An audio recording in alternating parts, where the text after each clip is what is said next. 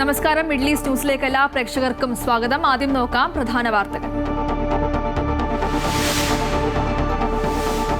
പശ്ചിമേഷ്യൻ സംഘർഷം വീണ്ടും രൂക്ഷമായതിനു പിന്നാലെ ക്രൂഡ് ഓയിൽ വില $90 മുകളിൽ. ഹോർമൂസ് ഉൾപ്പെടെയുള്ള കപ്പൽ പാതകൾ സംരക്ഷിക്കാൻ അന്താരാഷ്ട്ര നാവികസേന കൂട്ടായ്മയുമായി സൗദി. UAE-യിൽ ഇന്ധനവില കുതിച്ചുയരുന്നു. ഓഗസ്റ്റ് 1 മുതൽ പെട്രോൾ ഡീസൽ നിരക്കുകളിൽ ലിറ്ററിന് 20 ഫിൽസ് വരെ വർധന.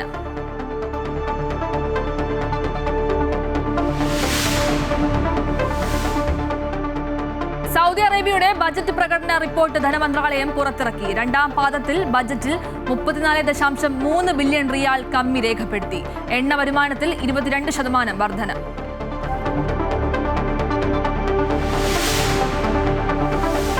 ഇസ്രായേൽ പലസ്തീൻ സമാധാന കരാറിൽ ഹമാസ് ആയുധം ഉപേക്ഷിച്ചേക്കും. സായുധ സംഘങ്ങളെ നിരായുധരാക്കുന്നതിനുള്ള ട്രംപിന്റെ സമാധാന ഉടമ്പടി അംഗീകരിച്ചതായി ഹമാസ്. നടപടി ഇസ്രായേലിന്റെ നീക്കങ്ങൾക്ക് അനുസരിച്ചായിരിക്കുമെന്നും വിശദീകരണം. ഹമാസ് പൂർണ്ണമായും ആയുധം താഴെ വയ്ക്കാതെ ഉടമ്പടി അംഗീകരിക്കില്ലെന്ന് ഇസ്രായേൽ.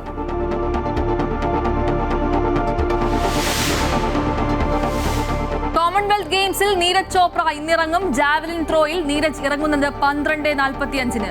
പുരുഷന്മാരുടെ ഭാരദ്വഹനത്തിൽ ഇന്ത്യയുടെ ലവ് പ്രീത് സിംഗിന് വെള്ളി.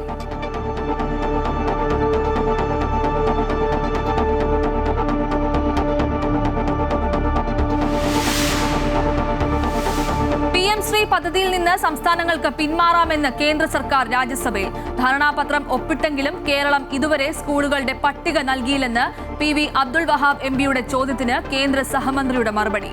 പദ്ധതി നടപ്പാക്കുമെന്ന് പറഞ്ഞിട്ടില്ലെന്ന മലക്കം മറിച്ചിലുമായി അടൂർ പ്രകാശ്. UDF-ൽ ചർച്ച നടന്നിട്ടില്ലെന്ന് PK കുഞ്ഞാലിക്കുട്ടി. വിമർശനവുമായി CPM-ഉം CPI.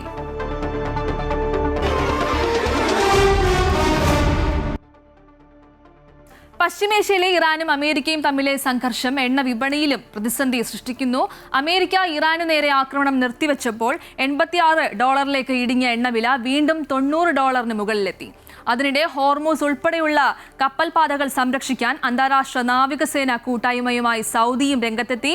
43 രാജ്യങ്ങളുടെയും യൂറോപ്യൻ യൂണിയൻ പ്രതിനിധികളുടെയും പിന്തുണയോടെയാണ് ഇതിന് ഒരുക്കം നടക്കുന്നത്. UAE-യിൽ ഓഗസ്റ്റ് മാസത്തേക്കുള്ള പെട്രോൾ ഡീസൽ വില പ്രഖ്യാപിച്ചു. 3 തരം പെട്രോളിനും ഡീസലിനും ലിറ്ററിന് 20 ഫിൽസ് വീതമാണ് വർദ്ധിപ്പിച്ചത്.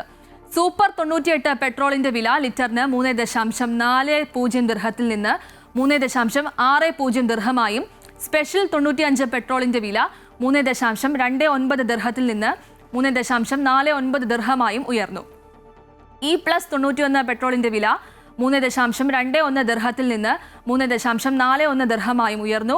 ഡീസൽ വിലയും 3.60 ദിർഹത്തിൽ നിന്ന് 3.80 ദിർഹമായും വർദ്ധിച്ചു. ഓരോ മാസവും അവസാന ദിവസം ചേരുന്ന UAE ഫ്യുവൽ പ്രൈസിംഗ് കമ്മിറ്റിയാണ് അടുത്ത മാസത്തേക്കുള്ള ഇന്ധനവില നിശ്ചയിക്കുന്നത്. പശ്ചിമേഷ്യയിലെ സംഘർഷത്തിന് നേരിയ ശമനമുണ്ടായെങ്കിലും മേഖലയിലെ പ്രതിസന്ധി തുടരുകയാണ്. കിഴക്കൻ സൗദിയിലെയും റിയാദിലെയും എണ്ണ കേന്ദ്രങ്ങൾക്ക് നേരെ ഡ്രോൺ ആക്രമണം നടത്തിയ ഇറാഖിലെ ഇറാൻ അനുകൂല സായുധ ഗ്രൂപ്പുകൾക്കെതിരെ സൗദി അറേബ്യയും അമേരിക്കയും സംയുക്തമായി വ്യോമാക്രമണം നടത്തി. വടക്കൻ ഇറാഖിലെ ദിയാല ഉൾപ്പെടെയുള്ള മേഖലകളിൽ നടന്ന ആക്രമണത്തിൽ ഇറാന്റെ 4 റവല്യൂഷണറി ഗാർഡ് അംഗങ്ങളും ഒരു യമനി ഹൂതി നേതാവും കൊല്ലപ്പെട്ടതായി സ്ഥിരീകരിച്ചു. ഇറാൻ ഉപദേഷ്ടാക്കൾ അടക്കം 20ഓളം പേർ കൊല്ലപ്പെട്ടിട്ടുണ്ടെന്ന് അമേരിക്കൻ ഉദ്യോഗസ്ഥരെ ഉദ്ധരിച്ചുള്ള റിപ്പോർട്ടുകൾ സൂചിപ്പിക്കുന്നു. രാജ്യത്തിന്റെ പരമാധികാരം ലംഘിച്ചുകൊണ്ട് നടത്തിയ ഈ സംയുക്ത സൈനിക നടപടിയെ ഇറാഖ് ദേശീയ സുരക്ഷാ കൗൺസിൽ ശക്തമായി അപലപിക്കുകയും തങ്ങളുമായി ഏകോപിപ്പിച്ചാണ് ആക്രമണം നടത്തിയത് എന്ന അമേരിക്കൻ അവകാശവാദം തള്ളുകയും ചെയ്തു. സൗദി അറേബ്യയുടെ ഈ വർഷത്തെ രണ്ടാം പാദത്തിലെ ബജറ്റ് പ്രകടന റിപ്പോർട്ട് ധനകാര്യ മന്ത്രാലയം പുറത്തുവിട്ടു. രണ്ടാം പാദത്തിൽ ആകെ വരുമാനം 338.8 ബില്യൺ സൗദി റിയാലും മൊത്തം ചെലവ് 373 ബില്യൺ സൗദി റിയാലുമാണ് രേഖപ്പെടുത്തിയത്. ഇതിലൂടെ ഈ പാദത്തിൽ 34.28 ബില്യൺ സൗദി റിയാലിന്റെ ബജറ്റ് കമ്മി നേരിട്ടതായി റിപ്പോർട്ട് വ്യക്തമാക്കുന്നു. രണ്ടാം പാദത്തിലെ എണ്ണ വരുമാനം കഴിഞ്ഞ വർഷത്തെ അപേക്ഷിച്ച് 22% വർദ്ധിച്ച് 185.1 ബില്യൺ റിയാലായി ഉയർന്നപ്പോൾ എണ്ണ ഇതര വരുമാനം 3% വർധനവോടെ 155.7 ബില്യൺ റിയാലിലെത്തി. സർക്കാർ ചെലവഴിക്കലിൽ ഏറ്റവും ഉയർന്ന തുക വകവരുത്തിയത് ആരോഗ്യ സാമൂഹിക വികസന മേഖലയ്ക്കാണ്. ഈ ഇനത്തിൽ 170.6 ബില്യൺ റിയാൽ ചെലവഴിച്ചു. സൈനിക പ്രതിരോധ മേഖലയ്ക്ക് 124.5 ബില്യൺ റിയാലും വിദ്യാഭ്യാസ മേഖലയ്ക്ക് 109.2 ബില്യൺ റിയാലും വിനിയോഗിച്ചു.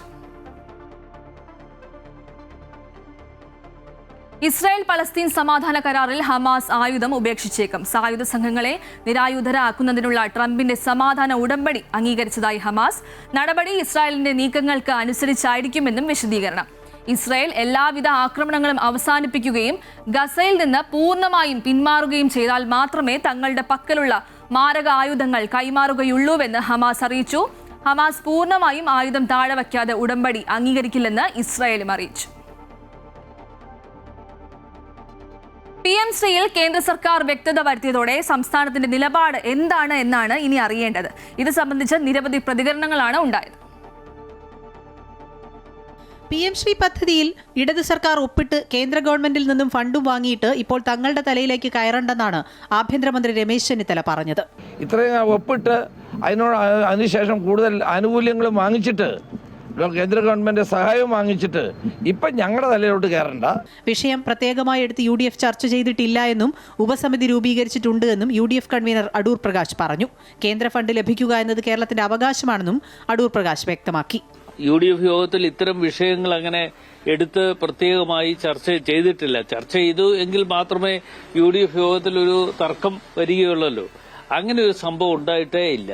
PM ശ്രീയുമായി മുന്നോട്ട് പോകുന്നതിനെക്കുറിച്ച് UDFൽ ചർച്ച നടന്നിട്ടില്ലെന്നും PM ശ്രീയിൽ നിന്ന് എങ്ങനെ പിന്മാറാൻ കഴിയുമെന്നാണ് ആലോചിക്കുന്നതെന്നും മന്ത്രി PK കുഞ്ഞാലിക്കുട്ടി വ്യക്തമാക്കി. ഒപ്പിട്ടു എന്നുള്ളത് അവരാണ് ഒപ്പിട്ടത്. ഊരണം സബ് കമ്മിറ്റി പറയണം. PM ശ്രീ പദ്ധതിയിൽ UDF നിലപാട് സബ് കമ്മിറ്റി റിപ്പോർട്ടിന് ശേഷം പറയാമെന്നാണ് മന്ത്രി KM ഷാജി പറഞ്ഞത്. LDF സർക്കാരിന്റെ കാലത്ത് PM ശ്രീയെ എതിർത്തവർ ഇപ്പോൾ പദ്ധതി വാശിയോടെ നടപ്പാക്കുന്നുവെന്ന് മുൻമന്ത്രി VN വാസവൻ പ്രതികരിച്ചു. പദ്ധതി നടപ്പാക്കാനുള്ള തീരുമാനം UDFന്റെ ചരിത്രത്തിലെ ഏറ്റവും വലിയ ഇരട്ടത്താപ്പെന്ന് മുൻമന്ത്രി V ശിവൻകുട്ടി പറഞ്ഞു. UDFന്റെ ചരിത്രത്തിലെ ഏറ്റവും വലിയ ഇരട്ടത്താപ്പാണ് PM ശ്രീ പദ്ധതിയിലൂടെ പേരിൽ UDF ഇപ്പോൾ നടത്തുന്ന നീക്കങ്ങൾ. അവരുടെ രാഷ്ട്രീയ ചരിത്രത്തിലെ ഏറ്റവും വലിയ ഇരട്ടത്താപ്പാണ്. പദ്ധതി നടപ്പാക്കണമെന്ന് ആരാണ് സർക്കാരിനെ ഇങ്ങനെ ഭീഷണിപ്പെടുത്തുന്നതെന്നായിരുന്നു മുൻമന്ത്രി K രാജന്റെ ചോദ്യം. ആരാണ് കേരളത്തിലെ ഗവൺമെന്റിനെ ഇത് നടത്തണമെന്ന് ആവശ്യപ്പെട്ടുകൊണ്ട് ഇങ്ങനെ ഭീഷണിപ്പെടുത്തുന്നത്? വിവിധ ബ്യൂറോകൾക്കൊപ്പം news desk Amrita TV. PM Shri പദ്ധതിയിൽ UDF സർക്കാരിന്റെ വാദം തള്ളി കേന്ദ്ര സർക്കാർ. പദ്ധതിയിൽ നിന്ന് ആവശ്യമെങ്കിൽ സംസ്ഥാനങ്ങൾക്ക് പിന്മാറാമെന്ന് രാജ്യസഭയിൽ കേന്ദ്ര വിദ്യാഭ്യാസ സഹമന്ത്രി മറുപടി നൽകി. പിന്മാറുകയോ ഒപ്പിടാതിരിക്കുകയോ ചെയ്യുന്ന സംസ്ഥാനങ്ങൾക്ക് പദ്ധതി ആനുകൂല്യങ്ങൾ നഷ്ടമാകും. മാനദണ്ഡങ്ങൾ പാലിച്ചുകൊണ്ട് പാഠ്യപദ്ധതിയിൽ ഉചിതമായ മാറ്റങ്ങൾ വരുത്താനുള്ള സ്വാതന്ത്ര്യം സംസ്ഥാനങ്ങൾക്ക് ഉണ്ടാകുമെന്നും PV അബ്ദുൾ വഹാബ് MPയുടെ ചോദ്യത്തിന് കേന്ദ്രമന്ത്രി മറുപടി നൽകി. ധാരണാപത്രം ഒപ്പിട്ടതിനാൽ PM ശ്രീ പദ്ധതിയിൽ നിന്ന് പിന്മാറിയാൽ വലിയ പ്രശ്നങ്ങൾ ഉണ്ടാകും എന്നായിരുന്നു മുഖ്യമന്ത്രി VD സതീശൻ അടക്കമുള്ള UDF നേതാക്കളുടെ പ്രതികരണം. എന്നാൽ പദ്ധതിയിൽ നിന്ന് ആവശ്യമെങ്കിൽ സംസ്ഥാനങ്ങൾക്ക് പിന്മാറാമെന്ന് രാജ്യസഭയിൽ കേന്ദ്ര വിദ്യാഭ്യാസ സഹമന്ത്രി ജയന്ത് ചൌധരി അറിയിച്ചു. PV അബ്ദുൾ വഹാബ് MPയുടെ ചോദ്യത്തിന് കേന്ദ്രമന്ത്രി രേഖാമൂലം നൽകിയ മറുപടിയിലാണ് ഇക്കാര്യം വ്യക്തമാക്കിയത്. പിന്മാറുകയോ ധാരണാപത്രം ഒപ്പുവയ്ക്കുകയോ ചെയ്യാത്ത സംസ്ഥാനങ്ങൾക്ക് PM ശ്രീ പദ്ധതിയുടെ ആനുകൂല്യം മാത്രമേ നഷ്ടമാകൂ എന്നും കേന്ദ്ര സർക്കാർ മറുപടി നൽകി. പ്രത്യേക സാഹചര്യങ്ങളിൽ മാനദണ്ഡങ്ങൾ പാലിച്ചുകൊണ്ട് പാഠ്യപദ്ധതിയിൽ ഉചിതമായ മാറ്റങ്ങൾ വരുത്താനുള്ള സ്വാതന്ത്ര്യം സംസ്ഥാനങ്ങൾക്കുണ്ടാകുമെന്നും രേഖാമൂലം നൽകിയ മറുപടിയിൽ വ്യക്തമാക്കിയിട്ടുണ്ട്. കേരളം ധാരണാപത്രം ഒപ്പിട്ടുവെങ്കിലും ഇതുവരെ സ്കൂളുകളുടെ പട്ടിക നൽകിയിട്ടില്ല എന്നും വിദ്യാഭ്യാസ സഹമന്ത്രി അറിയിച്ചു. അതേസമയം PM ശ്രീ പദ്ധതിയിൽ രാജ്യത്തെ 27 സംസ്ഥാനങ്ങൾക്കും 5 കേന്ദ്രഭരണ പ്രദേശങ്ങൾക്കുമായി 3105.63 കോടി രൂപ അനുവദിച്ചിട്ടുണ്ട് എന്ന് V ശിവദാസൻ MP ഉന്നയിച്ച ചോദ്യങ്ങൾക്ക് കേന്ദ്ര വിദ്യാഭ്യാസ സഹമന്ത്രി രാജ്യസഭയിൽ മറുപടി നൽകിയിരുന്നു. PM ശ്രീ പദ്ധതിയിൽ നിന്ന് യാതൊരു തുകയും അനുവദിച്ചു കിട്ടാത്ത ഏക സംസ്ഥാനം കേരളമാണെന്നും മറുപടിയിൽ പറയുന്നുണ്ട്. അമൃത ന്യൂസ്, ന്യൂഡൽഹി. തിരുവനന്തപുരത്തെ BJP കൗൺസിലറും കാപ്പ കേസ് പ്രതിയുമായ R സുഗതന് കോർപ്പറേഷൻ അവധി അനുവദിച്ചു. കൗൺസിലിൽ ഹാജരാകുന്നതിൽ നിന്ന് 6 മാസത്തേക്ക് അവധി നൽകണമെന്ന സുഗതന്റെ അപേക്ഷ കൗൺസിൽ യോഗം അംഗീകരിക്കുകയായിരുന്നു. ആഭ്യന്തര വകുപ്പ് പുറത്തിറക്കിയ ഉത്തരവിന്റെ പിൻബലത്തോടെയാണ് അപേക്ഷ അംഗീകരിച്ചത്. ചട്ടങ്ങൾ പാലിച്ചില്ലെന്ന് ചൂണ്ടിക്കാട്ടി നിയമ നടപടിക്ക് ഒരുങ്ങുകയാണ് പ്രതിപക്ഷം. BJP കൗൺസിലർ സുഗതന്റെ അവധി അപേക്ഷ അജണ്ടയിൽ ഉൾപ്പെടുത്തിയിരുന്നു. വിഷയത്തിലേക്ക് കടന്നതോടെ പ്രതിപക്ഷം പ്ലക്കാർഡുകൾ ഉയർത്തി പ്രതിഷേധം ആരംഭിച്ചു. UDF വിമതർ സുധീഷ് ഉൾപ്പെടെ 2 സ്വതന്ത്രർ സുഗതന്റെ അവധി അപേക്ഷയെ അംഗീകരിച്ചു. കാസ്റ്റിംഗ് വോട്ടുമായി മേയറും പിന്തുണച്ചതോടെ 51 പേരുടെ അംഗീകാരം. തുടർന്ന് ആഭ്യന്തര വകുപ്പിന്റെ സർക്കുലർ വായിച്ച മേയറുടെ പ്രഖ്യാപനം. അങ്ങ് UDF നേതാവാണെങ്കിൽ അങ്ങയുടെ സർക്കാരിന്റെ സർക്കുലർ ഒന്ന് കേൾക്കണം. തിരുവനന്തപുരം കോർപ്പറേഷനിലെ കൗൺസിൽ യോഗങ്ങൾ പങ്കെടുക്കുന്നതിനായി എസ്കോർട്ട് പരോൾ അനുവദിക്കണമെന്ന താങ്കളുടെ കത്തിലെ ആവശ്യം സർക്കാർ നിരസിച്ചിരുന്നു. മേൽ സാഹചര്യത്തിൽ കോർപ്പറേഷൻ കൗൺസിൽ യോഗ നടപടിക്രമങ്ങളിലും മറ്റും താങ്കൾക്ക് നേരിട്ട് പങ്കെടുക്കാൻ സാധിക്കുമെങ്കിലും താങ്കളുടെ കൗൺസിലർ സ്ഥാനത്തിന് അയോഗ്യത വരാതിരിക്കാൻ ജയിൽ സൂപ്രണ്ട് മുഖേന തിരുവനന്തപുരം കോർപ്പറേഷൻ കൗൺസിലിന് അപേക്ഷ സമർപ്പിക്കാൻ താങ്കൾക്ക് അനുവാദമുണ്ടായിരിക്കുന്നതാണ്. മുനിസിപ്പാലിറ്റി ആക്ട് അനുസരിച്ച് കോർപ്പറേഷൻ കൗൺസിൽ ഈ അവധി അപേക്ഷ വോട്ടിന് അംഗീകരിക്കുകയാണെങ്കിൽ താങ്കളുടെ കൗൺസിൽ സ്ഥാനം സുരക്ഷിതമായിരിക്കുമെന്ന് അറിയിക്കുന്നു. സുഗതന്റെ കുടുംബം സമീപിച്ചതിനാലാണ് BJP പിന്തുണച്ചതെന്ന് പൗണ്ട് കടവ് കൗൺസിലർ സുധീഷ്. ഒരു കൗൺസിലിനെ ഈ ഒരു കാരണം പറഞ്ഞുകൊണ്ട് എപ്പോഴും അസ്ഥിരപ്പെടുത്തിക്കൊണ്ട് പോകുന്നത് ശരിയായ നടപടിയല്ല എന്നുള്ളതാണ് എന്റെ അഭിപ്രായം. കൗൺസിൽ യോഗത്തിൽ നടന്നത് പ്രഹസനം മാത്രമാണെന്നും ആവശ്യമെങ്കിൽ ഹൈക്കോടതി സമീപിക്കുമെന്നും LDF. ഇന്നത്തെ ഈ അവധി അപേക്ഷ ഉൾപ്പെടെയുള്ള കാര്യങ്ങൾ, ചട്ടവിരുദ്ധമായിട്ടുള്ള അവധി അപേക്ഷ ഉൾപ്പെടെയുള്ള കാര്യങ്ങളിൽ സംബന്ധിച്ച് നഗരസഭയുടെ സെക്രട്ടറിക്ക് പരാതി കൊടുക്കും, അതുപോലെ തന്നെ വകുപ്പ് മന്ത്രിക്ക് പരാതി കൊടുക്കും, സംസ്ഥാന തെരഞ്ഞെടുപ്പ് കമ്മീഷന് പരാതി കൊടുക്കും. വേണ്ടി വന്നാൽ ഇതിനെ സംബന്ധിച്ച് അടിയന്തരമായിട്ട് ഹൈക്കോടതിയെ സമീപിക്കാൻ വേണ്ടിയിട്ട് ഞങ്ങൾ LDF തീരുമാനിച്ചിട്ടുണ്ട്. മുനിസിപ്പൽ ചട്ടപ്രകാരം സുഗതന് അവധി അപേക്ഷ നൽകാൻ കഴിയില്ലെന്നാണ് UDFന്റെ വാദം. ഈ മുനിസിപ്പാലിറ്റി ആക്ടിൽ എവിടെയാണ് അവധി എന്ന് പറയുന്നത്? എവിടെയാണ് അവധിക്ക് വോട്ടെടുപ്പ് എന്ന് പറയുന്നത്? അവധി എന്ന് പറഞ്ഞൊരു വാക്ക്, ലീവ് എന്ന് പറഞ്ഞൊരു വാക്ക് ആക്ടിൽ പറയുന്നില്ല. മുനിസിപ്പൽ ആക്ടിലെ ചട്ടം 91K പ്രകാരമാണ് നടപടികൾ പൂർത്തിയാക്കിയതെന്നാണ് മേയർ വ്യക്തമാക്കുന്നത്. സുഗതൻ വിഷയത്തിൽ നഗരസഭാ ഭരണസമിതിക്ക് മേലുയർന്ന വെല്ലുവിളിയെ BJP മറികടന്നപ്പോൾ സർക്കാരിന്റെ സർക്കുലറിൽ വെട്ടിലായത് UDF ആണ്. അമൃത ന്യൂസ്, തിരുവനന്തപുരം. BJP കൗൺസിലറായ സുഗതന് അനുകൂലമായി ആഭ്യന്തര വകുപ്പ് കത്ത് നൽകിയ സംഭവത്തിൽ പ്രതികരിച്ച് ആഭ്യന്തരമന്ത്രി രമേശ് ചെന്നിത്തല. ഫയൽ താൻ കണ്ടിട്ടില്ലെന്നും വിശദമായ അന്വേഷണം നടത്തുമെന്നും ചെന്നിത്തല പറഞ്ഞു. സംഭവത്തിൽ ആഭ്യന്തര വകുപ്പ് അണ്ടർ സെക്രട്ടറിക്കെതിരെ അന്വേഷണത്തിന് നിർദ്ദേശം നൽകിയിരുന്നു. വകുപ്പ് മന്ത്രിയോ അഡീഷണൽ ചീഫ് സെക്രട്ടറിയോ അറിയാതെയാണ് അണ്ടർ സെക്രട്ടറി ഉത്തരവ് ഇറക്കിയത് എന്നാണ് വിലയിരുത്തൽ. എസ്കോർട്ട് പരോളിന് സുഗതൻ അനുമതി തേടിയപ്പോൾ അവധി അപേക്ഷ നൽകാനായിരുന്നു ആഭ്യന്തര വകുപ്പിന്റെ മറുപടി. അത് വിശദമായ കാര്യങ്ങൾ അന്വേഷിക്കാൻ വേണ്ടി ആവശ്യപ്പെട്ടിട്ടുണ്ട്. എല്ലാ ദിവസവും ആഭ്യന്തര വകുപ്പിന്റെ നീക്കങ്ങൾ തന്നെയാണ്. അപ്പൊ ഇത് എനിക്ക് അറിയാൻ പാടില്ലാത്തൊരു കാര്യത്തെ ഞാൻ എന്ത് പറയാനാണ്? ഞാൻ ഈ ഫയൽ കണ്ടിട്ടില്ല, അന്വേഷിക്കും. മുത്തങ്ങ ഭൂസമരത്തിനിടെ പോലീസ് കോൺസ്റ്റബിൾ വിനോദ് മരിച്ച കേസിൽ പ്രതികളെ വെറുതെ വിട്ട് കോടതി. കൊലപാതകം നടത്തിയ രണ്ടാം പ്രതി അശോകനാണെന്നും അശോകൻ മരിച്ചതിനാൽ ശിക്ഷ വിധിക്കുന്നില്ല എന്നാണ് കോടതി പറഞ്ഞത്. അതേസമയം മറ്റ് 2 കേസിൽ ഗീതാനന്ദൻ ഉൾപ്പെടെയുള്ള 4 പേർക്ക് കൽപ്പറ്റ ജില്ലാ സെഷൻസ് കോടതി 5 വർഷത്തെ ശിക്ഷ വിധിച്ചു. കുറ്റക്കാരനെന്ന് കണ്ടെത്തിയ ഗീതാനന്ദൻ ഉൾപ്പെടെയുള്ള 4 പേരെ ജില്ലാ ജയിലിലേക്ക് മാറ്റി.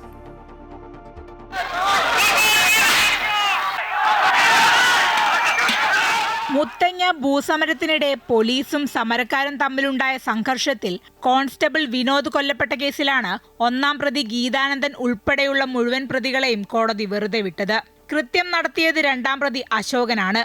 അശോകൻ ജീവിച്ചിരിപ്പില്ലാത്തതിനാൽ ശിക്ഷ വിധിക്കുന്നില്ലെന്നും കോടതി വ്യക്തമാക്കി. എന്നാൽ പോലീസ് ഉദ്യോഗസ്ഥനായ അബ്ദുൾ സലാം, വനം വകുപ്പ് ഉദ്യോഗസ്ഥനായിരുന്ന ശശിധരൻ എന്നിവരെ തട്ടിക്കൊണ്ടുപോയ കേസിൽ ഗീതാനന്ദൻ, രമേശ്, ബിനു, സുന്ദരൻ എന്നിവർ കുറ്റക്കാരാണെന്ന് കോടതി കണ്ടെത്തി. 16 കുറ്റങ്ങളിലായി 19 വർഷം കഠിന തടവും 7 മാസം തടവും പിഴയും വിധിച്ചു.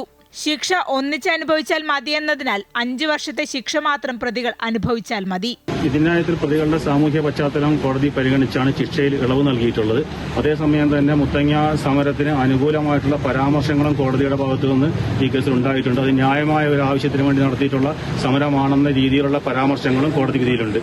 മുത്തങ്ങ ഭൂസമരത്തിൽ 4 പേരെ ശിക്ഷിച്ച കോടതി വിധി ആദിവാസികളോടുള്ള വിവേചനമാണെന്നും മേൽക്കോടതിയെ സമീപിക്കുമെന്നും CK ജാനു പ്രതികരിച്ചു. വിവേചനപരമായിട്ടുള്ള ഒരു വിധിയായിട്ടാണ് ഇതിനെ പറയാൻ പറ്റുന്നത്.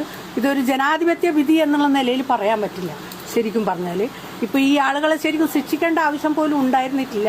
അങ്ങനെ ഗവൺമെന്റിന്റെ ഒരു അറ്റാക്കിന്റെ ഭാഗമായിട്ടുണ്ടാക്കിയ ഒരു സംവിധാനമാണ്. മരിച്ച വിനോദിന്റെ കുടുംബത്തിന് 7 ലക്ഷം രൂപയും പരിക്കേറ്റ അബ്ദുൾ സലാമിന് 3 ലക്ഷവും ശശിധരന് 2 ലക്ഷം രൂപ വീതം നൽകാനും കോടതി ഉത്തരവിട്ടു. ജില്ലാ സെഷൻസ് കോടതി ജഡ്ജി അയൂബ് ഖാൻ പത്തനാപുരമാണ് വിധി പ്രസ്താവിച്ചത്. 57 പേരാണ് കേസിൽ പ്രതികളായിരുന്നത്. 15 പേർ വിചാരണ കാലയളവിനിടെ മരിച്ചിരുന്നു. ഭൂസമരത്തിൽ കൊല്ലപ്പെട്ട ആദിവാസി യുവാവ് ജോഗിയുടെ മരണത്തിൽ അന്വേഷണം വേണമെന്ന് M ഗീതാനന്ദൻ ആവശ്യപ്പെട്ടു. യോഗിയുടെ മരണം അന്വേഷിക്കണം. ഈ അന്വേഷണം വിചാരണ വിഭാഗീയമായി. ആദിവാസി ഗോത്ര മഹാസഭയുടെ നേതൃത്വത്തിൽ ഭൂമി ആവശ്യപ്പെട്ടുകൊണ്ട് 2001 സെക്രട്ടേറിയറ്റിന് മുന്നിൽ സമരം ആരംഭിച്ചിരുന്നു. സർക്കാരുമായി നടത്തിയ ചർച്ചകളിൽ ലഭിച്ച ഉറപ്പുപ്രകാരം ലഭിക്കേണ്ട ഭൂമി ലഭ്യമാകാതിരുന്നതോടെയാണ് 2003 ജനുവരി 5 മുത്തങ്ങ വന്യജീവി സങ്കേതത്തിൽ കുടിൽ കെട്ടി സമരം ആരംഭിച്ചത്. ഫെബ്രുവരി 19 പോലീസ് നടപടിക്കിടെയാണ് കോൺസ്റ്റബിൾ വിനോദും ആദിവാസി യുവാവ് ജോഗിയും കൊല്ലപ്പെട്ടത്. കേസിലെ 1-ാം പ്രതിയായിരുന്നു എം ഗീതാനന്ദൻ. ആദ്യഘട്ടത്തിൽ പോലീസ് അന്വേഷിച്ച കേസ് ക്രൈംബ്രാഞ്ചിനും പിന്നീട് CBIക്കും വിടുകയായിരുന്നു. എറണാകുളത്തായിരുന്ന വിചാരണ ഹൈക്കോടതി ഉത്തരവിട്ട് കൽപ്പറ്റ ജില്ലാ സെഷൻസ് കോടതിയിലേക്ക് മാറ്റുകയായിരുന്നു. CBIക്ക് വേണ്ടി പ്രോസിക്യൂട്ടർ ബോബി ജോസഫ്, പ്രതികൾക്ക് വേണ്ടി അഭിഭാഷകരായ TM റഷീദ്, VG ലൈജു എന്നിവരാണ് ഹാജരായത്. അമൃത ന്യൂസ്, വയനാട്. മുത്തങ്ങ കേസ് വിധിയിൽ നിരാശ പ്രകടിപ്പിച്ച് കൊല്ലപ്പെട്ട പോലീസ് ഉദ്യോഗസ്ഥന്റെ കുടുംബം വിധി പ്രസ്താവം കേട്ടത് മരവിച്ച മനസ്സോടെയാണ്. നീതി ലഭിച്ചില്ലെന്നും വിധിയിൽ അപ്പീൽ പോകുമെന്നും കുടുംബം വ്യക്തമാക്കി. മുത്തങ്ങയിൽ പോലീസ് കോൺസ്റ്റബിൾ കൊല്ലപ്പെട്ട കേസിലെ വിധിയിൽ നിരാശയെന്ന് കൊല്ലപ്പെട്ട വിനോദിന്റെ കുടുംബം കേസിന്റെ നടത്തിപ്പിൽ തൃപ്തരല്ലെന്ന് കുടുംബം പ്രതികരിച്ചു. വിധി പ്രസ്താവം കേട്ടത് മരവിച്ച മനസ്സുമായെന്ന് വിനോദിന്റെ സഹോദരനും റിട്ടയർഡ് പോലീസ് ഉദ്യോഗസ്ഥനുമായ KV ബാബു പറഞ്ഞു. ഒരു മരവിച്ച മനസ്സുമായിട്ടാണ് വിധി പ്രസ്താവം ഞങ്ങളൊക്കെ കേട്ടിരിക്കുന്നത്. ദീർഘമായി 23 വർഷം കഴിഞ്ഞിട്ടാണ് ഈ ഒരു വിധി ഉണ്ടായിരുന്നത്. തന്നെ ഈ ഒരു സംഭവത്തോട് നമ്മുടെ ഡിപ്പാർട്ട്മെന്റും സമൂഹത്തിൻ്റെ ഒരു പ്രതിബദ്ധതയെ കുറിച്ചാണ് ഞങ്ങൾ ആലോചിക്കുന്നത്. പോലീസ് ഡിപ്പാർട്ട്മെന്റിന്റെ ഭാഗമായിട്ട് പ്രവർത്തിച്ച ഒരു ഓഫീസറാണ് ഞാൻ. ഒരു ഓഫീസർക്ക് ലഭിച്ച ഈ ഒരു പരിഗണന ഇങ്ങനെയാണെങ്കിൽ നമ്മുടെ നീതിന്യായ വ്യവസ്ഥയിൽ സാധാരണ ജനങ്ങൾക്കുണ്ടാകുന്ന ചിന്ത, അതിലേക്ക് ഇത്തരത്തിലുള്ളൊരു വിധി ആ രീതിയിലുള്ളൊരു ചിന്തയിലേക്ക് നയിക്കുമെന്നാണ് എനിക്ക് തോന്നുന്നത്. എന്തായാലും ഈ വിധി ഞാൻ നമ്മുടെ കേരള പോലീസിനും അതുപോലെ തന്നെ കേരളത്തിലെ സമൂഹത്തിനും സമർപ്പിക്കുകയാണ്. ഇനി അങ്ങോട്ടുള്ള കാര്യങ്ങൾ എൻ്റെ നാട്ടുകാരും അതുപോലെ തന്നെ സുഹൃത്തുക്കളും ബന്ധുക്കളെ ഒക്കെ ആലോചിച്ചിട്ട് മറ്റ് നടപടികളിലേക്ക് കടക്കും എന്നാണ് പറയാനുള്ളത്. നീണ്ട 23 വർഷം കേസിലെ വിധിക്കായി കാത്തിരിക്കേണ്ടി വന്നു. അർഹതപ്പെട്ട കാര്യങ്ങളൊന്നും കുടുംബത്തിന് ലഭിച്ചിരുന്നില്ല. വിനോദിന്റേത് സമൂഹത്തിന് വേണ്ടിയുള്ള ആത്മഹൂതിയാണെന്നും സമരത്തിനിടെ കൊല്ലപ്പെട്ട ജോഗിക്കും വിനോദിനും നീതി ലഭിക്കണമെന്നും സഹോദരൻ പറഞ്ഞു. സർക്കാർ അപ്പീൽ നൽകുന്നില്ലെങ്കിൽ വ്യക്തിപരമായ നിയമ നടപടികൾ സ്വീകരിക്കുമെന്നും റിട്ടയർഡ് ASP കൂടിയായ ബാബു പറഞ്ഞു. അമൃത ന്യൂസ്, കണ്ണൂർ. മുത്തങ്ങ ഭൂസമരത്തിൽ 4 പേരെ ശിക്ഷിച്ച കോടതി വിധിക്കെതിരെ CK ജാനു. അന്നത്തെ സർക്കാരിന് ഈ സമരം ഇങ്ങനെയായി തീർന്നതിൽ പങ്കുണ്ട്. വിധി ആദിവാസികളോടുള്ള വിവേചനപരമാണെന്നും ജോഗിയുടെ മരണത്തിലും കോടതി വിവേചനം കാണിച്ചുവെന്നും CK ജാനു പ്രതികരിച്ചു. വിവേചനപരമായിട്ടുള്ള ഒരു വിധിയായിട്ടാണ് ഇതിനെ പറയാൻ പറ്റുന്നത്. ഇതൊരു ജനാധിപത്യ വിധി എന്നുള്ള നിലയിൽ പറയാൻ പറ്റില്ല. ശരിക്കും പറഞ്ഞാൽ ഇപ്പോൾ ഈ ആളുകളെ ശരിക്കും ശിക്ഷിക്കേണ്ട ആവശ്യം പോലും ഉണ്ടായിരുന്നിട്ടില്ല. അങ്ങനെ ഗവൺമെന്റിന്റെ ഒരു അറ്റാക്കിന്റെ ഭാഗമായിട്ട് ഉണ്ടാക്കിയ ഒരു സംവിധാനമാണ്. ജനാധിപത്യപരമായിട്ട് നടത്തിയ ഒരു സമരത്തിന് അതിലൊരു ചർച്ച, ഒരു പഞ്ചായത്ത് മെമ്പറെങ്കിലും വന്നിട്ട് ഒരു ചർച്ച നടത്തിയിരുന്നെങ്കിൽ ഈ സമരം ഈ രീതിയിലേക്ക് പോകാത്ത രീതിയിൽ പരിഹരിച്ച് പോകുന്ന ഒരു സാഹചര്യം ഉണ്ടാവുമായിരുന്നു. കുവൈറ്റിൽ വാഹന ഡ്രൈവർമാർക്ക് ജംഗ്ഷനുകളിൽ എത്തുന്നതിന് മുമ്പ് മുന്നറിയിപ്പ് നൽകുന്ന സ്മാർട്ട് ട്രാഫിക് സിഗ്നൽ സംവിധാനം നിലവിൽ വന്നതായി ആഭ്യന്തര മന്ത്രാലയം. നിലവിൽ രാജ്യത്തെ 40 ട്രാഫിക് ജംഗ്ഷനുകളിലാണ് ഈ സംവിധാനം നടപ്പാക്കിയിരിക്കുന്നത്. എല്ലായിടത്തും പുതിയ സംവിധാനം ഘട്ടം ഘട്ടമായി വ്യാപിപ്പിക്കാനാണ് പദ്ധതി. രാജ്യത്തെ റോഡ് സുരക്ഷ വർദ്ധിപ്പിക്കാനും സ്മാർട്ട് സാങ്കേതിക വിദ്യകൾ പ്രയോജനപ്പെടുത്താനാണ് പുതിയ സംവിധാനം ലക്ഷ്യമിടുന്നത്. പെട്ടെന്ന് ബ്രേക്ക് ഇടുന്നതും സിഗ്നൽ ലംഘിക്കുന്നതും മൂലം ഉണ്ടാകുന്ന അപകടങ്ങൾ കുറയ്ക്കുന്നതിനും ഡ്രൈവർമാരിൽ ട്രാഫിക് ബോധവൽക്കരണം വർദ്ധിപ്പിക്കുന്നതിനുമാണ് ഈ സംവിധാനം സഹായകമാകുമെന്ന് അധികൃതർ വ്യക്തമാക്കി. സൈബർ സുരക്ഷയും നിർമ്മിത ബുദ്ധിയും ഉൾപ്പെടെയുള്ള അതിവേഗം വളരുന്ന സാങ്കേതിക മേഖലകളുടെ ഭാവി സാധ്യതകൾ ചർച്ച ചെയ്യുന്നതിനായി സൈബർ സുരക്ഷാ ഉച്ചകോടി സെപ്റ്റംബർ 5 കൊച്ചിയിൽ നടക്കും. Kerala startup mission, data security council of India, Cochin chamber of commerce എന്നിവയുടെ സഹകരണത്തോടെയാണ് F9 ഇൻഫോടെക്കാണ് മെറിഡിയൻ ഹോട്ടലിൽ സൈബർ സുരക്ഷാ ഉച്ചകോടി സംഘടിപ്പിക്കുന്നത്. Vigilance and anti corruption bureau ഡയറക്ടറും DGPയുമായ മനോജ് എബ്രഹാമാണ് മുഖ്യാതിഥി. 750-ലധികം പ്രതിനിധികൾ പങ്കെടുക്കുന്ന സമ്മേളനത്തിൽ 40 പ്രമുഖർ വിവിധ വിഷയങ്ങളിൽ പ്രഭാഷണം നടത്തും. ദുബായിൽ നടന്ന വാർത്താ സമ്മേളനത്തിൽ F9 ഇൻഫോടെക് സഹസ്ഥാപകനും CEOയുമായ ജയകുമാർ മോഹനചന്ദ്രൻ, രാജേഷ് വിക്രമൻ, മഞ്ജുഷ ജയകുമാർ എന്നിവർ ഉച്ചകോടിയുടെ വിശദാംശങ്ങൾ അറിയിച്ചു. കുവൈറ്റിലെ തങ്ങളുടെ പൗരന്മാരുടെയും സ്ഥാപനങ്ങളുടെയും സുരക്ഷ ഉറപ്പാക്കണമെന്ന് ചൈന. കുവൈറ്റിന് നേരെ കഴിഞ്ഞ ദിവസം ഇറാൻ നടത്തിയ ആക്രമണത്തിൽ ഒരു ചൈനീസ് കമ്പനിയുടെ കെട്ടിടത്തിന് കേടുപാടുകൾ സംഭവിക്കുകയും സ്ഥാപനത്തിൽ ജോലി ചെയ്യുന്ന നേപ്പാളി സ്വദേശി സോംകുമാർ തമങ് കൊല്ലപ്പെടുകയും ചെയ്തിരുന്നു. ആക്രമണത്തിൽ ചൈനീസ് പൗരന്മാർക്ക് ജീവഹാനിയോ പരിക്കുകളോ ഉണ്ടായിട്ടില്ല എന്നാണ് പ്രാഥമിക വിലയിരുത്തലെന്ന് ചൈനീസ് വിദേശകാര്യ മന്ത്രാലയ വക്താവ് മാവോങ് നിങ് വാർത്താസമ്മേളനത്തിൽ അറിയിച്ചു. കുവൈറ്റിലെ ഫർവാനിയ ഗവർണറേറ്റിൽ വാണിജ്യ വ്യവസായ മന്ത്രാലയത്തിന്റെ പരിശോധനാ സംഘം നടത്തിയ പരിശോധനയിൽ 101 നിയമലംഘനങ്ങൾ കണ്ടെത്തി.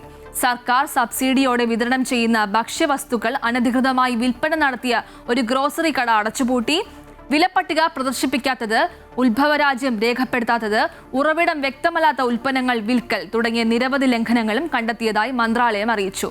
നിയമലംഘകർക്ക് എതിരെ തുടർ നടപടികൾ സ്വീകരിക്കുമെന്നും അധികൃതർ അറിയിച്ചു. തെരുവുനായകളെ ദയാവധം ചെയ്യാമെന്ന സുപ്രീം കോടതി നിർദ്ദേശം നടപ്പാക്കാനൊരുങ്ങി സംസ്ഥാന സർക്കാർ. ഇതോടെ അപകടകാരികളായ തെരുവുനായ്ക്കളെ കൊല്ലാൻ തദ്ദേശ സ്ഥാപനങ്ങൾക്ക് അനുമതി നൽകും. 2ൽ കൂടുതൽ നായ്ക്കളുള്ള വീടുകൾ ഷെൽട്ടറായും പരിഗണിക്കും. തെരുവുനായ നിയന്ത്രണവുമായി ബന്ധപ്പെട്ട് മനുഷ്യസുരക്ഷയ്ക്കാണ് പ്രഥമ മുൻഗണനയെന്ന് സുപ്രീം കോടതി നേരത്തെ വ്യക്തമാക്കിയിരുന്നു. ഇതേ തുടർന്ന് പൊതുസ്ഥലങ്ങളിൽ നിന്ന് നായകളെ മാറ്റണമെന്ന മുൻ ഉത്തരവുകൾ പിൻവലിക്കാനുള്ള ഹർജി കോടതി തള്ളുകയും അപകടകാരികളായവയെ കൊല്ലാമെന്ന അനുമതി നൽകുകയും ചെയ്തു. ദയാവധം തയ്യാറാക്കാനുള്ള പ്രോട്ടോകോൾ നടപ്പാക്കിയ ശേഷം തദ്ദേശ സ്ഥാപനാടിസ്ഥാനത്തിൽ പ്രത്യേക സമിതി രൂപവൽക്കരിച്ചിട്ടുണ്ട്. ഈ സമിതിക്ക് നായ്ക്കളെ കൊല്ലുന്നത് സംബന്ധിച്ച തീരുമാനമെടുക്കാം. ദയാവധത്തിനായുള്ള ഷെൽട്ടറുകൾ കണ്ടെത്താൻ ജില്ലാ കളക്ടർമാർക്ക് നിർദ്ദേശം നൽകും. അതേസമയം 2ൽ കൂടുതൽ നായ്ക്കളുള്ള വീടുകൾ ഷെൽട്ടറുകളായി പരിഗണിക്കുകയും ലൈസൻസ് നൽകുകയും ചെയ്യാനാണ് പദ്ധതി. തെരുവ് നായ്ക്കൾക്ക് ഭക്ഷണം നൽകുന്നതിനായുള്ള മാനദണ്ഡങ്ങളും തീരുമാനിക്കും. അമൃത ന്യൂസ്, തിരുവനന്തപുരം. ശബരിമലയിൽ വിതരണം ചെയ്ത മിൽമ നെയ്യിൽ ക്രമക്കേട് കണ്ടെത്തിയത് ദേവസ്വം വിജിലൻസ് SP അന്വേഷിക്കും. ഉദ്യോഗസ്ഥർക്ക് പങ്കുണ്ടോ എന്ന് അന്വേഷിക്കാനാണ് നിർദ്ദേശം. മിൽമ നെയ്യ് ശബരിമലയിൽ വേണ്ടെന്ന് തീരുമാനിച്ചതായും Devaswom board president K. Jayakumar പറഞ്ഞു. തിരുവനന്തപുരത്ത് ചേർന്ന ദേവസ്വം ബോർഡ് യോഗത്തിലാണ് ശബരിമലയിൽ വിതരണം ചെയ്ത മിൽമ നെയ്യിൽ ക്രമക്കേട് കണ്ടെത്തിയ സംഭവം ദേവസ്വം വിജിലൻസ് അന്വേഷിക്കാൻ തീരുമാനിച്ചത്. ഉദ്യോഗസ്ഥരുടെ പങ്കും ഫുഡ് സേഫ്റ്റി ഉദ്യോഗസ്ഥരുടെ പങ്കും അന്വേഷിക്കും. 1 മാസത്തിനുള്ളിൽ റിപ്പോർട്ട് സമർപ്പിക്കാൻ ആവശ്യപ്പെട്ടിട്ടുണ്ട്. റിപ്പോർട്ട് ലഭിച്ചതിന് ശേഷമാകും മറ്റ് നടപടികൾ. ഇനി മിൽമ നെയ്യ് ശബരിമലയിൽ വേണ്ട എന്നാണ് തീരുമാനം. നെയ്യ് തികഞ്ഞാലും ഇല്ലെങ്കിലും ഇത്തവണ പുറത്തുനിന്ന് നെയ്യ് വാങ്ങില്ല. മിൽമ നെയ്യുടെ ഗുണനിലവാരത്തെക്കുറിച്ച് ആരും പരാതി പറഞ്ഞിട്ടില്ല എന്നും Devaswom board president K. Jayakumar പറഞ്ഞു. ഇപ്പോൾ നമ്മൾ ഏതായാലും വിജിലൻസ് SP ചുമതലപ്പെടുത്തുന്നത് 4-5 കാര്യങ്ങൾ അന്വേഷിക്കാനാണ്. എന്തെങ്കിലും കരാർ നടപടികൾ നമ്മളുമായിട്ടുള്ള കരാറിനകത്ത് കരാർ വ്യവസ്ഥകൾ ലംഘിക്കപ്പെട്ടിട്ടുണ്ടോ, ഉണ്ടെങ്കിൽ അതിനകത്ത് മോശപ്പെട്ട നെയ്യ് വന്നെങ്കിൽ നമ്മുടെ ഉദ്യോഗസ്ഥന്മാർക്ക് ആർക്കെങ്കിലും ഇതിനകത്ത് പങ്കാളിത്തമുണ്ടോ അല്ലെങ്കിൽ പങ്കുണ്ടോ, ഫുഡ് സേഫ്റ്റി പരിശോധനകൾ കൃത്യമായി നടന്നിട്ടുണ്ടോ, പിന്നെ ബോർഡിന് ഏതെങ്കിലും തരത്തിലുള്ള സാമ്പത്തിക നഷ്ടമൊക്കെ ഇതുകൊണ്ടുണ്ടായിട്ടുണ്ടോ, ഇത്തരം കാര്യങ്ങൾ വിജിലൻസ് SP അന്വേഷിച്ച് തരാനാണ് നമ്മൾ ആവശ്യപ്പെട്ടിരിക്കുന്നത്. 2011 മുതൽ 2016 വരെയുള്ള ഓഡിറ്റ് നടപടികൾ തയ്യാറാക്കാൻ ഓഡിറ്റ് അദാലത്ത് നടത്തും.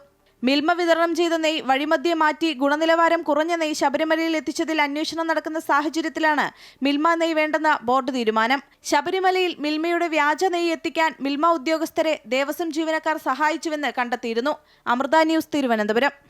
പാൽപ്പായസ രുചി വൈവിധ്യങ്ങളെ കോർത്തിണക്കി അമൃത TV ആനീസ് കിച്ചൺ പാൽപ്പായസ ചലഞ്ച്.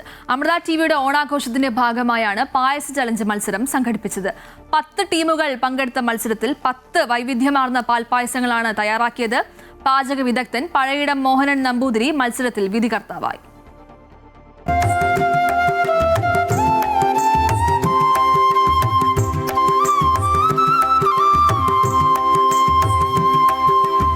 സദ്യയിൽ പ്രധാനിയായ പാൽപ്പായസത്തിന്റെ രുചിവൈവിധ്യങ്ങളെ പരിചയപ്പെടുത്തുന്നതായിരുന്നു മത്സരം. തനത് പാൽപ്പായസക്കൂട്ടിനു പുറമെ കരിക്കും പഴങ്ങളും ധാന്യങ്ങളും പാൽപ്പായസത്തിന് വിഭവങ്ങളായി തീർന്നു. 10 മത്സരാർത്ഥികളും 10 തരം പാൽപ്പായസങ്ങളാണ് തയ്യാറാക്കിയത്. ഇത് ഹെൽത്തി പായസമാണ്, ടെൻഡർ കോക്കനട്ട് പാൽപ്പായസമാണ്. അതിൽ കുറച്ച് ഫ്യൂഷൻ കൊണ്ടുവന്നിട്ടുണ്ടെന്നേ ഉള്ളൂ. ആനീസ് കിച്ചൺ കുക്കറി കോൺടെസ്റ്റിന്റെ 3ാം സീസൺ മത്സരമാണ് കൊച്ചിയിൽ നടന്നത്. നമ്മൾ ആനീസ് കിച്ചൻ്റെ കോൺടെസ്റ്റിൽ നടത്തുന്ന എല്ലാ ചാലഞ്ച് മത്സരങ്ങളും എനിക്കിഷ്ടമാണ്. എനിക്ക് അവരെ കൊണ്ട് പറഞ്ഞ പോലെ ചെയ്യിപ്പിക്കുന്നതിൻ്റെ സന്തോഷമല്ല, എനിക്ക് എൻ്റെ പ്രേക്ഷകരുമായിട്ട് ഏറ്റവും കൂടുതൽ ഒത്തു നിൽക്കാൻ പറ്റുന്ന ഡയസാണ്. അത് ഞാൻ ഒരിക്കലും പാഴാക്കാറില്ല. കാര്യം എന്താണെന്ന് വെച്ചാൽ എനിക്ക് എല്ലാവരും വീട്ടിൽ പോയി വർത്താനം പറയാൻ നോക്കുകയല്ലോ. പക്ഷെ ഇവിടെ ആകുമ്പോൾ അവരുമായിട്ട് കൂടുതൽ ഇൻട്രാക്ട് ചെയ്യാൻ നോക്കും. അവരുമായിട്ടുള്ള സന്തോഷവും എല്ലാം പങ്കിടാൻ പറ്റുന്ന ഏറ്റവും വലിയൊരു ഡയസാണ്. മുൻ മത്സരങ്ങളിൽ നിന്നും വ്യത്യസ്തമായി വിവിധ മേഖലകളിൽ നിന്നുള്ളവരാണ് ഓരോ ടീമിലും മത്സരിച്ചത്. സ്റ്റുഡൻ്റാണ്, ഞാൻ ടീച്ചറാണ്. നമ്മൾ ഹെൽത്തി ഗ്രീൻ സ്പൈസ് ആണ്, എന്നുവെച്ചാൽ ഗ്രീൻ ഐറ്റംസ് ആണ് കൂടുതൽ ഉപയോഗിക്കുന്നത്. അതായത് മുളപ്പിച്ച ചെറുപയർ, മുളപ്പിച്ച കാഷ്യൂനട്ട്, പിന്നെ ചീര മുളപ്പിച്ചതാണ് ഗാർണിഷ് ചെയ്യാൻ എടുത്തിട്ടുള്ളത്. പിസ്ത എടുത്തിട്ടുണ്ട് ഗാർണിഷിങ്ങിന്. ഒരു തിക്നെസ്സിന് വേണ്ടിയിട്ട് അവോക്കാഡോ പൾപ്പ്. ഇത്രയാണ് അതിലുള്ള ചേരുവകൾ. അത് നമ്മൾ പാലിൽ നല്ലവണ്ണം വറ്റിച്ചെടുത്തിട്ട് അങ്ങനെ ചെയ്യാം. സാധാരണ കണ്ടുവരുന്നതിൽ നിന്നും വ്യത്യസ്തമായ പാൽപ്പായസങ്ങൾ പരിചയപ്പെടാൻ സാധിച്ചതിലെ സന്തോഷം മത്സരത്തിലെ വിധികർത്താവായ പഴയിടം മോഹനൻ നമ്പൂതിരിയും പങ്കുവച്ചു. ഇത് വളരെയേറെ സന്തോഷകരമായൊരു സമയത്തിലൂടെയാണ് ഇപ്പോൾ കടന്നു പോകുന്നത്. കാരണം പാൽപ്പായസം എന്ന് പറയുമ്പോൾ നമ്മൾ സാധാരണ ഉണക്കലരി കൊണ്ടുള്ള പാൽപ്പായസം, അല്ലെങ്കിൽ ഗോതമ്പ്, അതല്ലെങ്കിൽ സേമിയ, അല്ലെങ്കിൽ പാലട, അങ്ങനെ 3-4 പായസങ്ങളാണ് പാൽപ്പായസത്തിൻ്റെ ഗണത്തിൽപ്പെടുത്തി കണ്ടുവരാറില്ല ഇതുവരെ. പക്ഷേ ഇവിടെ ഇപ്പോൾ എത്തിയപ്പോൾ 10 ടീം 10 വെറൈറ്റി പായസങ്ങളുമായിട്ടാണ് വന്നിരിക്കുന്നത്. അതിൽ ആരെ തിരഞ്ഞെടുക്കണം എന്നുള്ള വലിയൊരു കൺഫ്യൂഷൻ തന്നെയാണ്. എന്നാലും എല്ലാവരും നന്നായിട്ട് ചെയ്തിട്ടുണ്ട്. പാൽപ്പായസ ചലഞ്ചിൽ മത്സരിച്ച 10 ടീമിൽ നിന്നും 3 ടീമുകളെ വിജയികളായി തെരഞ്ഞെടുക്കും. 50,000 രൂപയാണ് മത്സരത്തിൽ ഒന്നാം സമ്മാനം. രണ്ടാം സമ്മാനമായി 25,000 രൂപയും 3-ാം സമ്മാനമായി 15,000 രൂപയും വിജയികൾക്ക് വിതരണം ചെയ്യും. MyG Future, Milky Mist, Swarnamukhi, gold and diamond, Milma എന്നിവരുടെ സഹകരണത്തോടെയാണ് മത്സരം സംഘടിപ്പിച്ചത്. അമൃത ടിവിയുടെ ഓണാഘോഷ പരിപാടികളുടെ ഭാഗമായി ഓഗസ്റ്റ് 16 അത്തം ദിനത്തിൽ ഉച്ചയ്ക്ക് 1:30 പരിപാടി സംപ്രേഷണം ചെയ്യും. അമൃത ന്യൂസ്, കൊച്ചി.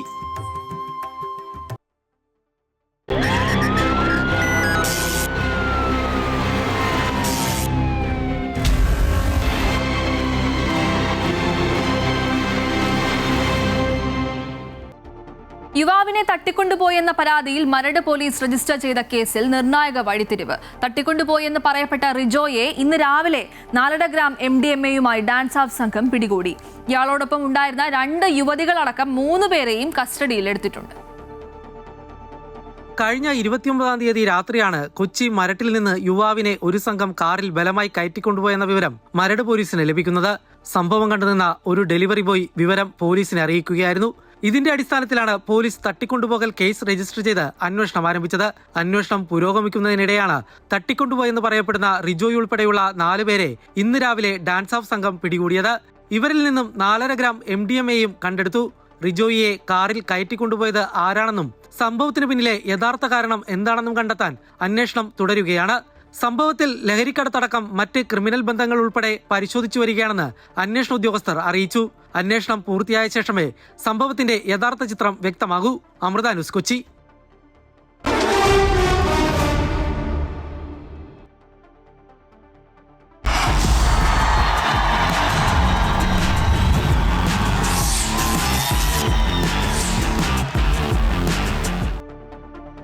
കോമൺവെൽത്ത് ഗെയിംസിൽ പുരുഷന്മാരുടെ ഭാരോദ്വഹനത്തിൽ ഇന്ത്യയുടെ ലവ്പ്രീത് സിംഗിന് വെള്ളി. മത്സരത്തിൽ ആകെ 388 കിലോഗ്രാം ഭാരമാണ് ലവ്പ്രീത് ഉയർത്തിയത്.